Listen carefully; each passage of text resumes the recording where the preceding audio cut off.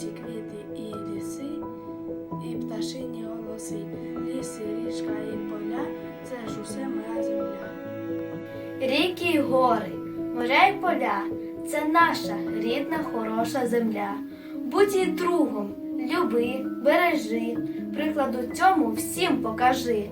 Кожного дня і кожну хвилинку оберігаємо всяку звіринку. Тільки добра їм треба бажати і намагатись не ображати. Віддячиться добро тобі, земля теплом родинним, люби і бережи її, будь гідним її сину. Полюбімо природу палку, не топчімо ногами фіалку, зупинімось, останній є шанс. Ця планета не тільки для нас. Вміємо природу любити, кожній стеблинці радіти. В парку, у лісі, над яром, квітку не вирви за даром.